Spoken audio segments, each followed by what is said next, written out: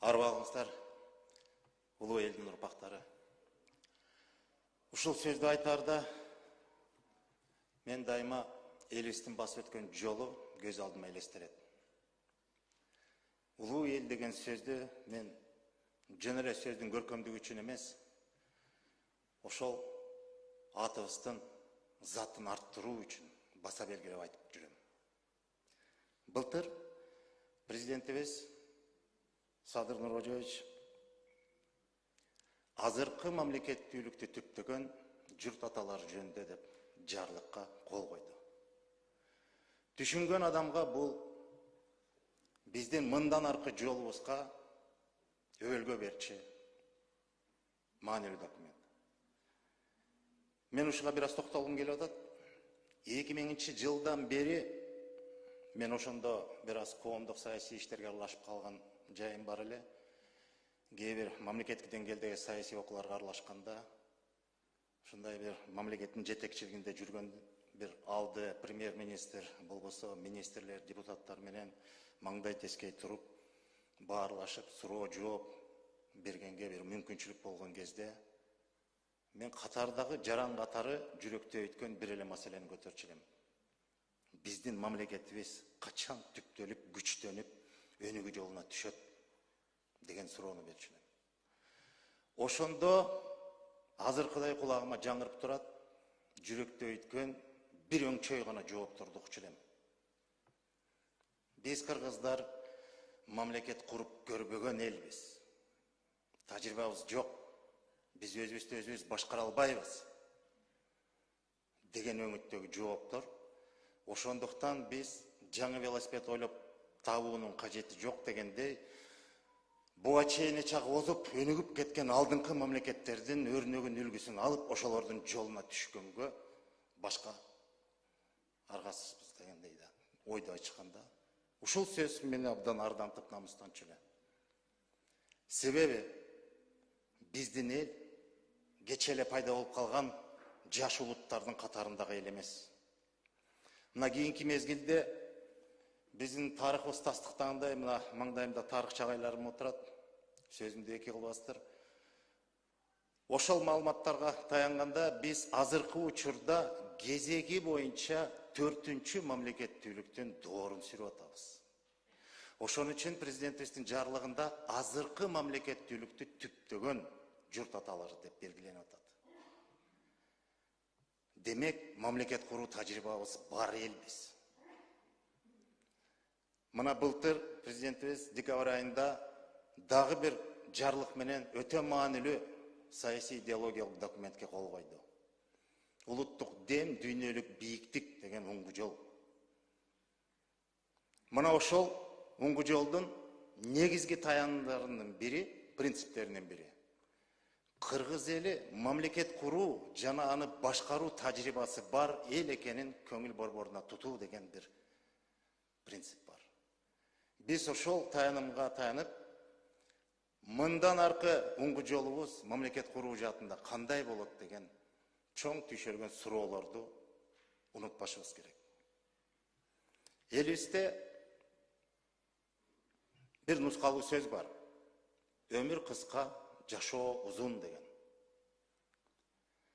Бул сөз турмуштук тажрыйбадан келип чыккан түшүнүктөн улам келген. Кээ бир адамдардын өмүрү кыска болсо дагы, бирок алардын изи озарып, алардын баштап кеткен иши уланып, алардын өмүрлөрү өрнөк болуп, жашоолору берметке айланып, кийинки урпактарга, муундарга багыт көрсөтүүчү негизги жолго айланат. Мына ошондой адамдардын бар болгону бул элдин уюткулугу. Кийинки басып өтчү жолго негиз болчу багыттар. Азыркы мамлекеттүүлүгүбүз түптөлүшү 100 жыл мурун башталганы бул кийин эле айтып калды.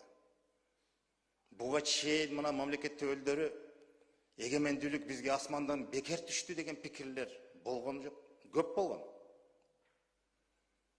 Эч бирибиздин чыпалағыбыздын учунан да бир тамчы төгүлбөй туруп биз эгемендикке ээ болдук деп мактанып, бирок бекер түштү деген түшүнүк калыптанган аң сезимибизде.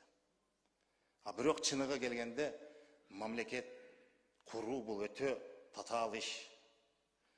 Буга бир гана муундун, ондогон, жүздөгөн же миңдеген адамдардын өмүрү гана эмес, буга бир нече муундардын, кылымдардын аркасындагы элдин түйшүгү, зары, муңу, өтөп кеткен кызматы, төккөн каны жатат. Мына ошонун аркасы менен гана мамлекеттер түптөлөт. Биз бүгүн мамлекеттүүлүгүбүздүн баасына жеттикпи, жетпедикпи деген суроо турат. Азыркы мамлекеттүүлүктү түптөлүшүнө 100 жыл мурунку көтөрүлгөн демилгелердин арасында мына эң биринчилерден болуп символикалык түрдө расмий автономиялуу областтын жетекчиси деп Иманалы Айдарбеков турат.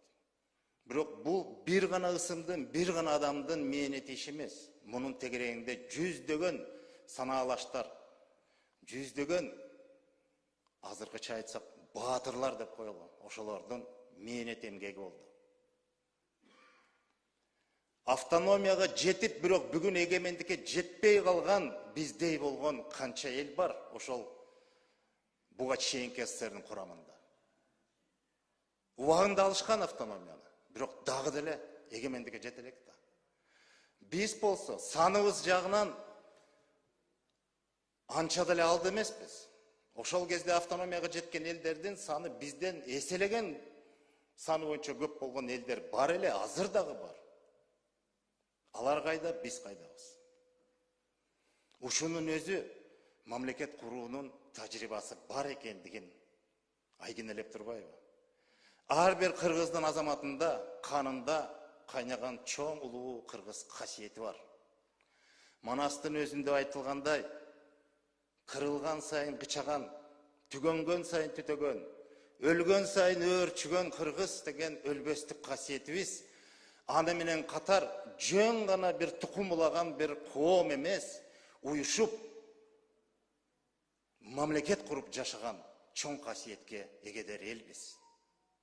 Мына ошол улуу касиетибизди, ошол уюткулугубузду мындан ары татыктуу улап кетүү биздин мойнубуздагы парз.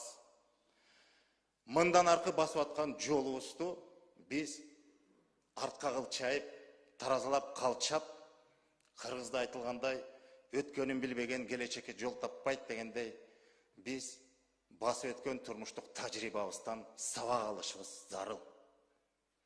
Ошон үчүн өзүнүн кан жанын төгүп, мээнетин аябастан, кызматын өтөп, бизге эгемендүү жашоого негиз салып кеткен Иманалы атабыздай болгон кыргыздын залкарларын, асылдарын биз бүгүнкү күндө туу тутуп, алардын эмгегин, кызматын күнүгө кайрылып окуп, ар бир сабынан турмуштук сабак алып, өзүбүзгө өрнөк тутуубуз парз деп эсептейм. Бул жаатта улам кийинки өсүп келаткан муунга биз милдеттүү түрдө өзүбүздүн мамлекет куруу тажрыйбабыз менен бөлүшүбүз. Ошол тажрыйбага өзүбүздүн салымыбызды кошуубуз зарыл. Жөн гана айтып койбостон, ошол улуу өрнөктөргө өзүбүз татыктуу болуп, ошондой кызмат өтөп, анан кийинкилерге ошол мурасты мураскер болуп өткөрүп берүү болуп атат. Мана биздин мамлекеттик тил боюнча улуттук комиссиянын карамагында мамлекеттик энциклопедия жана терминология борбору бар. Мына ошол борбору тарабында бизде китеп чыгаруу маселеси бар эле. Чыңгыз мырза былтыр кайрылганынан ошо 100 жылдыкка карата деп ушул Иманалы Айдарбековдун китебин чыгаралы деп биз аябай аракет кылып, бирок биздин эми белгилүү бир шарттарга байланыштуу былтыр чыкпай калып, быйыл чыгып атат. Ийгиликтин эрте кечи жок. Ошон үчүн бүгүнкү окурмандардын колуна ушул биринчи деп аталыштагы Иманалы Айдарбековдун басып өткөн өрнөктүү жолу ар бир кыргыздын жүрөгүнө жетип, мындан аркы мекен үчүн, мамлекет үчүн кызмат өтөөдө чоң негизги курал болуп берсин деп мен тилектешмин. Баарыңыздарга ийгилик. мамлекеттүүлүгүбүз улам күчтөнө берсин. Элибиздин тамыры тереңдей берсин. Өзөгүбүз бекемдей берсин. Бутак шагыбыз кеңейе берсин. Бар болуңуздар.